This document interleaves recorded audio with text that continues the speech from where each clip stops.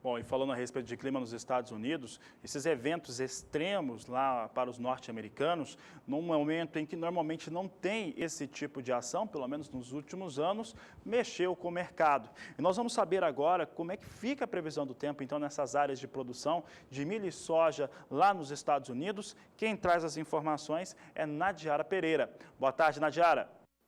Olá, boa tarde a todos que nos assistem. Depois dos fortes temporais que atingiram o meio oeste americano no início da semana, agora as condições climáticas melhoram um pouco para as atividades no campo, só que as temperaturas ainda continuam bastante baixas. Enquanto para a germinação dos grãos a gente precisa de temperaturas de pelo menos 10 graus, por enquanto ainda alguns estados devem enfrentar temperaturas abaixo disso nos próximos dias. Até esta quinta-feira ainda havia risco para algumas tempestades em alguns estados como Illinois, Missouri e também na região de Kansas, que foram mais afetadas pelas inundações do início da semana, mas a partir de amanhã essas condições de chuva já diminuem bastante.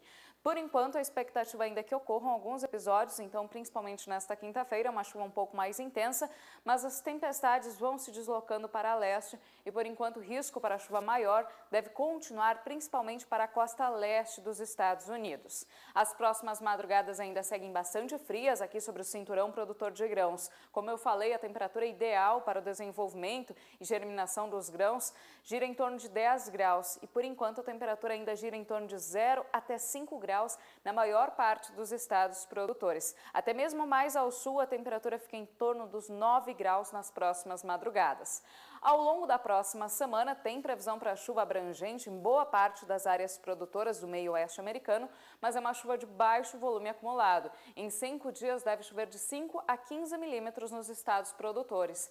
É uma chuva que não deve atrapalhar muito as atividades no campo e não deve trazer muitos danos, principalmente não traz transtornos, porque é um volume de água que não gera inundações e também não atrapalha muito as atividades de plantio. No decorrer da próxima semana, a temperatura sobe um pouquinho mais, girando em torno de 10 graus aqui em boa parte dos estados produtores, chegando até 15 graus nas áreas mais ao sul e apenas aqui mais ao norte é que o frio segue um pouco mais intenso, ainda com temperaturas mínimas próximas a 1 grau.